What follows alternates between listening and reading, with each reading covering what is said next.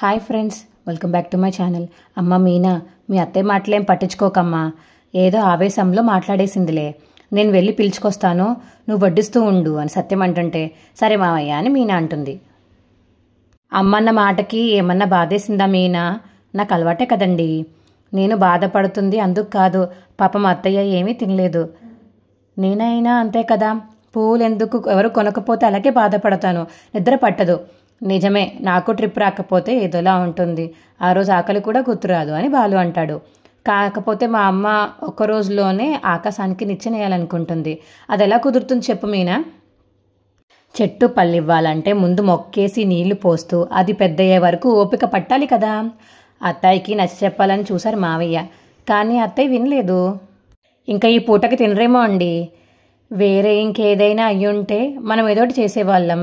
ఈ విషయంలో ఏం చేయగలమండి? నాకు ఒక ఐడియా వచ్చింది మీనా. ఏంటది? చెప్తాను, ఒక రాయేసి చూద్దాం అని బాలు అంటాడు. ఇక ప్రభావతి డ్యాన్స్ స్కూల్కి వెళ్ళి అటు ఇటు తిరుగుతూ ఉంటుంది. దోమలు కనిపిస్తే ఆ దోమలను చంపుతూ ఉంటే అప్పుడే కామాక్షి వచ్చి, ఏంటి వదినా ఈగలు తోలుతున్నావా? బర్రెలు ఎద్దులు తోలుదామని అనుకున్నాను, అవి లేవు కదా. నేను వచ్చాను కదా వదినా. చీటీ పాటకొచ్చే వాళ్ళని చెప్పాను, ఒక్కొక్కరిని ముగ్గురికైనా చెప్పమన్నాను. 20 మంది ముగ్గురేసి చెప్పిన చేర్పిస్తే ఈ 20, 60 కలిసి 80 మంది అవుతారు వదినా. పొద్దున్నొక బ్యాచ్ని రాత్రొక బ్యాచ్ని మనం పిలవచ్చు, ఏమంటాం? నోట్ లెక్కలు బాగానే ఉన్నాయి, కానీ ఇటు చూస్తే నన్ను ఎప్పుడో గంజిలో ఈగిని తీసి పడేసినట్టు తీసి పారేసి ఆ మీనా ఇంటింటికి తిరిగి పూలు అమ్ముకుని బాగానే సంపాదిస్తుంది. దాని ముందు నాకు చాలా అవమానంగా ఉంది అని కామాక్షి దగ్గర అంటుంటే ప్రభావతి, ఇంకప్పుడు ఎవరో కాలింగ్ బెల్ కొడతారు. నిన్నట్లాగే ఎవరో కరెంటు వాళ్ళేమో, ఏమో స్టూడెంట్స్ వచ్చారేమో, నేను వెళ్ళి చూసొస్తానుండి వదినా అని కామాక్షి వెళ్తుంది. ఇక తలుపు తీయగానే మీనా బాలు ఉంటారు. ఏంట్రా ఇది తాంబూలం ఎందుకు? మా నాట్య గురువుకి గురుదర్శనగా తీసుకొచ్చాము అని మీనా అంటుంటే, ఇక్కడ ఏమన్నా సీక్రెట్ సీసీ కెమెరాలు పెట్టారేంట్రా? ఇక్కడ మీ ఉన్న అమ్మ ఈగలు తోలుకుంటున్నట్టు అక్కడ ఉన్న మీకెలా తెలిసింది? సరే సరే లోపలికి రండి గురువుగారు అని బాలు లోపలికి వస్తారు. కామాక్షి, వీళ్ళని పంపించేయి. ఏ ఎందుకు? వీళ్ళని ఎగతాళి చేయడానికి వచ్చారు. నాకు అసలే చిరాగ్గా ఉంది. నన్ను చూసి నవ్వుకోవడానికి స్టూడెంట్స్గా చేరి దెప్పిపొడడానికి వచ్చారు అని ప్రభావతి అంటుంటే, గురువుగారు గురువుగారు మీరు పూర్తిగా మమ్మల్ని అర్థం చేసుకోలేదు గురువుగారు. రే గురువుగారు, మేము నిజంగానే నాట్యం నేర్చుకోవడానికి వచ్చామని మీనా అంటుంటే, ఏంటే నాటకాలు ఆడుతున్నావా? నాట్యాలు ఆడడానికి వచ్చామని చెప్తున్నాం కదా గురువుగారు. శిష్యులని ప్రేమతో లాలంతో బుజ్జగించాలి, కానీ ఇంట్లో కొడుకుని కోడల్ని తిట్టినట్టు తిడితే ఎలా గురువుగారు? ఇది నాట్యకళ, కాలతోరడం పూలమాలలో కట్టడం కాదు. శిష్యులు రావడం లేదని మీరు నిన్నటి నుంచి నిరాహార దీక్ష చేస్తున్నారు కదా గురువుగారు. అందుకే ముందుగా మేము చేరాలని వచ్చాం గురువుగారు. వదినా, నువ్వు ఇంకా ఆడడం ఆపు. నువ్వు బాధపడకూడదని నీ కొడుకు కోడలు శిష్యులుగా వచ్చారు. అది నిజమే. చూడు, నువ్వు తీసుకున్న 2000 ఫీజు ఇద్దరూ తీసుకొచ్చారు. ఇదేదో శుభసూచకంగానే ఉంది అని కామాక్షి అంటుంటే, వచ్చిన వాళ్ళని తిప్పి పంపితే నటరాజస్వామి ఆగ్రహిస్తాడు అని కామాక్షి అంటుంటే, అయ్యో కామాక్షి, కాళ్ళకి గజ్జలు కట్టి ఇంట్లో తైతక్కలు ఆడటం కాదు భరతనాట్యం అంటే. అది మాకు తెలుసు గురువతి. తప్పు తప్పు, గురువతి కాదు గురువుగారు అని అనేలండి. సరే సరే గురువుగారు గురువుగారు కాదనకండి గురువుగారు. ఇప్పుడు డ్యాన్స్ నేర్చుకోవడానికి చేరే వాళ్ళంతా పుట్టుకతోనే డ్యాన్స్ వచ్చిన వాళ్ళ ఏంటి? అంత ఎందుకు, మీరు మీ గురువుగారి దగ్గర చేరేటప్పుడు ఏమీ తెలియకుండా చేరుంటారు కదా. ఇలా వచ్చిన శిష్యుల్ని వెనక్కి పంపిస్తే నటరాజస్వామి కల్లారా చూస్తున్నాడు. 2వ రోజే దుకాణం కట్టేయాల్సి వస్తుంది, తర్వాత నీ ఇష్టం ప్రభావతి అని కామాక్షి అంటుంటే, సరే ప్రభావతి అండంతో ఇంకా తాంబూలం ప్రభావతి చేతికిచ్చి ప్రభావతి దగ్గర ఆశీర్వాదం తీసుకుంటారు. ముందు నటరాజస్వామికి ప్రార్థన చెయ్యండి. ప్రప్ర అంటే ఏంటి గురువుగారు అని బాలు అంటుంటే, అయ్యో నమస్కారం చెయ్యండి, నన్ను చూసి చెయ్యండి ఇలా అని చెప్పి ఇంకా స్టెప్స్ నేర్పిస్తుంది బాలుకి మీనాకి ప్రభావతి. ఆపండి అని ప్రభావతి అంటుంది. ఇంకా బాలు సరిగ్గా చేయకపోవడంతో, ఎవరిని గురువుగారు, మరి దీన్ని భరతనాట్యం అంటారా, లేదంటే భరతనాట్యం అంటారా గురువుగారు? రే, ఈగల్ని దోమల్ని కొట్టినట్టు తోలినట్టు చేతులు కాళ్ళు ఆడించడం అంటే కాదు భరతనాట్యం అంటే. నీకు ఈ జన్మలో రాదు. మీరు నేర్పిస్తేనే కదా గురువుగారు మాకు తెలిసేది. నేర్పించి చూడండి అని మీనా అంటుంది. ముందే ఎందుకు జన్మలో రాదంటారు? సరిగ్గా నాతో కలిసి చేయగలవా? గల్లాను అనే అనుకుంటున్నాను గురువుగారు. రే, నువ్వు తర్వాత నేర్చుకుంది కానీ ముందు పక్కకు పో అని బాలుని పక్కకు గెంటేస్తుంది ప్రభావతి. నువ్వు రావే అని మీనాని పిలవడంతో ఇంకా చెయ్యి అని చెప్పేసి ప్రభావతి అండంతో మీనా చేస్తుంది నాట్యం. ఆ మీనా వేసిన నాట్యానికి కామాక్షి బాలు అయితే చాలా మెచ్చుకుంటారు తనని. ఇక ఒక పక్క నుంచి ప్రభావతి కూడా కలిసి తనొకసారి తినొకసారి ఇద్దరు డాన్స్ వేస్తూ ఉంటారు. ఇక ప్రభావతి మీనాతో పోటీ పడి అలా ఉండిపోతుంది. ఇదేంటి ఇలాగిపోయారు, ఇది కొత్త రకం స్టెప్పా అని చెప్పి బాలు అంటాడు. ఇక ప్రభావతి సైకిల్ చేస్తూ ఉంటుంది.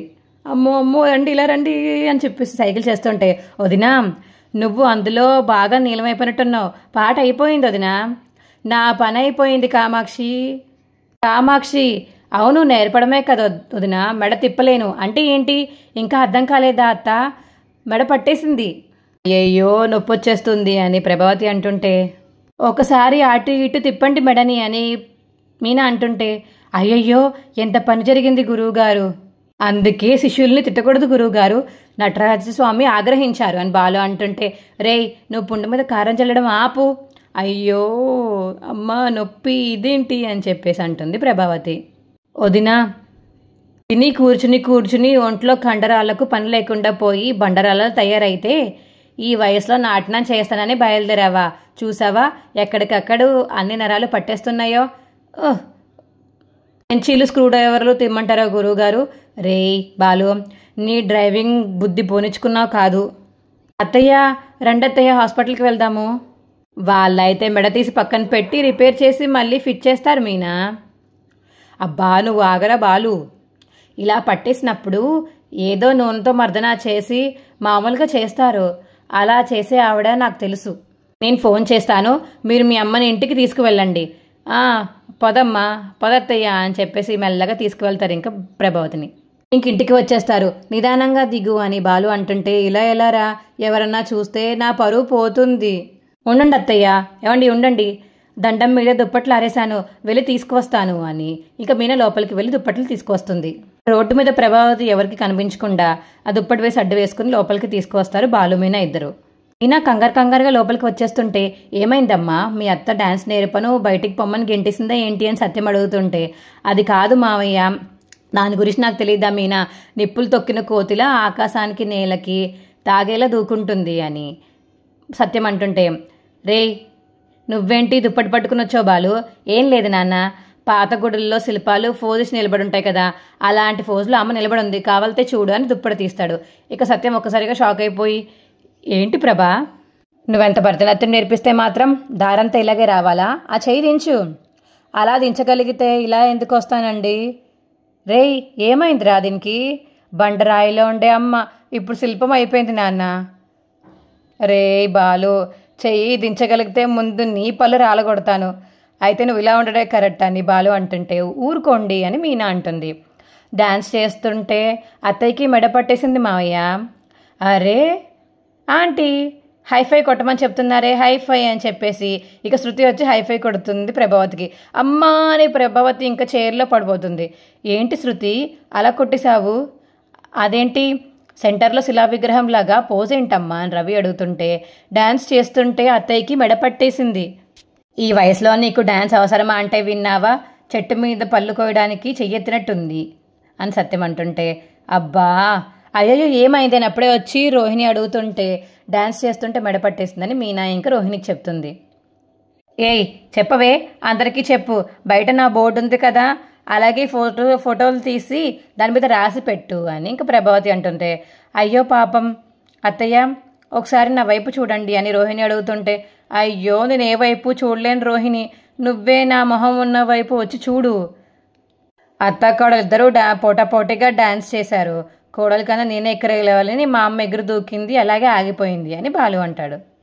నీతో ఒక్క మాట చెప్పనా ప్రభా, ఏది చెప్పాలన్నా నాకు కనిపించేలా వచ్చి చెప్పండి అయ్యో అని ప్రభావతి అంటుంటే, తూర్పు దిక్కుని పడమర దిక్కుకి రప్పించలేవు నాన్న, నువ్వే తూర్పుకి వెళ్లాల్సిందే అని రవి అంటుంటే, అహంకారం ఎలాంటి శిక్ష వేస్తుందో ఇప్పటికైనా అర్థమైందా?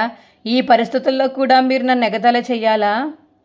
అబ్బా, ఇదంతా మీ కొడుకు కోడలే కక్ష కట్టి మరీ పగ పెంచుకుని మరీ చేశారు అని ప్రభావతి అంటుంటే, మేమేం చేయలేదు నాన్న, మేమేం చేసాం అత్తయ్య?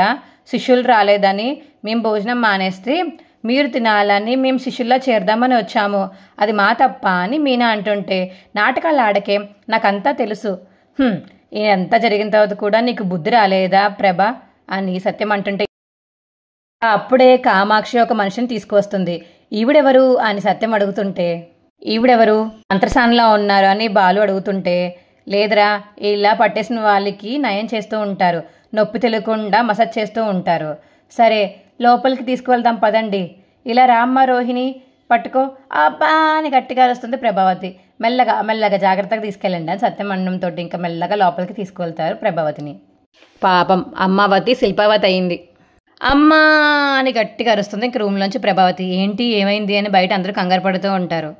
నాన్న, మేమంతా పుట్టేటప్పుడు ఇలాగే అటు ఇటు తిరిగావా అని బాలు అంటుంటే, రే నువ్వు నోరు మూయిరా అని చెప్పేసి సత్యం అంటాడు. అమ్మ నొప్పి పోతున్నట్లేదు, అమ్మే నొప్పి పోతున్నట్టుంది బాలు అంటుంటే ఇంకప్పుడే కామాక్షి రోహిణి బయటికి వస్తారు.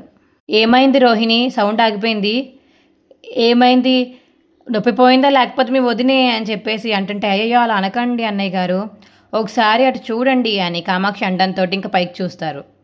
అదేంటి ఈసారి తల తూర్పు నుంచి పడమట తిరిగిందేంటి అని చెప్పేసి రవి అడుగుతుంటే, అటు ఇటు తిప్పితే అలా అయిపోయింది అని కామాక్షి అంటుంది.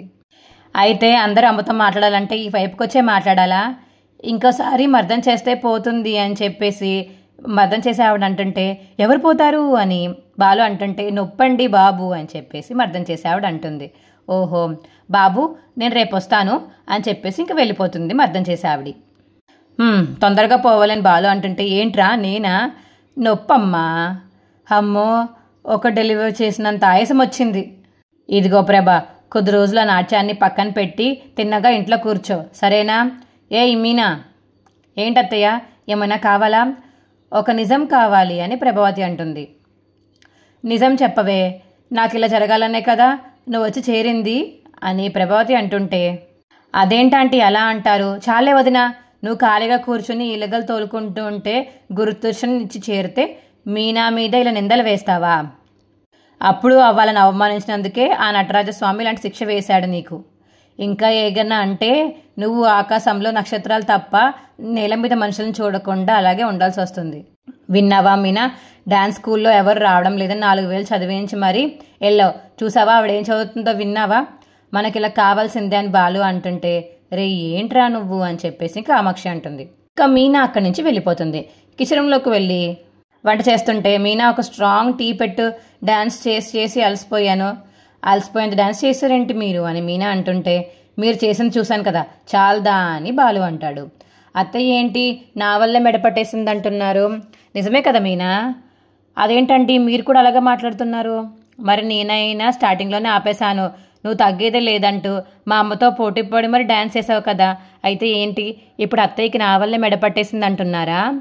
అంటే అది అంతసేపు డ్యాన్స్ చేయకుండా ఉండాల్సింది అంటున్నాను అని బాలు అంటుంటే, నేను డ్యాన్స్ చేసి మీ అందరి మెప్పాలని అనుకోలేదు, అత్తయ్య చెయ్యి అంటేనే చేశాను, లేదంటే ఒప్పుకోరు కదా అని మీనా అంటుంటే, నువ్వు డ్యాన్స్ చేయడం తప్పనట్లేదు, కొంచెం త్వరగా ఆగిపోయి ఉంటే బాగుండేది అంటున్నాను అని బాలు అంటున్నారు. మీరు కూడా మీ అమ్మని వెనకేసుకు వస్తున్నారు, నా వల్ల ఇదంతా జరిగింది అంటున్నారు, అంతే కదా అని మీనా వెళ్ళిపోతుంటే కిచెన్ రూమ్లోంచి, మీనా నా ఉద్దేశం అది కాదు, మరి ఇంకేంటి, మరి మీరు వెళ్ళమంటేనే కదా నేను అక్కడికి వెళ్ళాను, అది మర్చిపోతున్నారు మీరు. వెళ్ళమని చెప్పడం నా ప్లానే మీనా, కానీ మా అమ్మకి మెడపట్టేంతలా డ్యాన్స్ చేయడం నా ప్లాన్ కాదే అని బాలు అంటాడు. ఓహో, నేను ప్లాన్ చేసుకుని మరీ మిమ్మల్ని పెళ్లి చేసుకుని ఇక్కడికి వచ్చాను, ఇప్పుడు ఛాన్స్ దొరికిందని మీ అమ్మగారికి మెడపట్టేసేలా చేశాను అని మీనా అంటుంది. మిమ్మల్ని కూడా ఏదో ఒకటి చేస్తానేమో, జాగ్రత్తగా ఉండండి అని వాళ్ళ కోపగించుకోకు మీనా, ఏం అవసరం లేదు, మీరు మీ అమ్మ పార్టీనే, నేను ఒక్కదాన్నే ఒకటి, నేను ఏ పార్టీలో ఉన్నా నా ఓటు మాత్రం నీకే మీనా, మీ ఓటు నాకేం అవసరం లేదులేండి, చేసిందంతా మీరు, తిరిగి వచ్చేదిగా అనేది మాత్రం నన్నా? ఏంటి అలా చూస్తున్నారు, టీ పెట్టి అడిగి చాలాసేపు అయింది కదా, వద్దండి, మళ్ళీ ఏదైనా అయితే నేనే ఇచ్చిన టీ వల్లే ఇలా అయిందని అంటారు. నాకెందుకు వచ్చిన బాధ? ఇదిగోండి మీరే పెట్టుకోండి. ఏ టీ పెట్టు మీనా అంటే ఇంక టీ పెట్టకుండా మీనా బయటికి వెళ్ళిపోతుంది. టీ ఇచ్చేవరకన్నా నేనేం మాట్లాడకుండా ఉండాల్సింది. ఇప్పుడు టీ కూడా లేదు నాకు అని చెప్పేసి బాలు అనుకుంటాడు. ఇక నెక్స్ట్ వచ్చే ప్రెమోలో అయితే మలేషియా మా అమ్మ పరిగెత్తుకుంటూ రోహిణి వాళ్ళ ఫర్నిచర్ షాప్కి అయితే వెళ్తాడు. మేడం మేడం అని. నువ్వెందుకు ఇక్కడికి వచ్చావు? మీనా నన్ను చూసేసింది మేడం, నన్ను వెతుక్కుంటూ వస్తుంది పురా అని ఇంకా వింధ్య మలేషియా మామని లోపల దాచేస్తుంది. ఇక బాలు రాజేష్ కూడా ఫర్నిచర్ షాప్కి వస్తారు. మీనా నువ్వేంటి ఇక్కడ అని బాలు అడుగుతుంటే మీరేంటి ఇక్కడ అని మీనా అడుగుతుంది.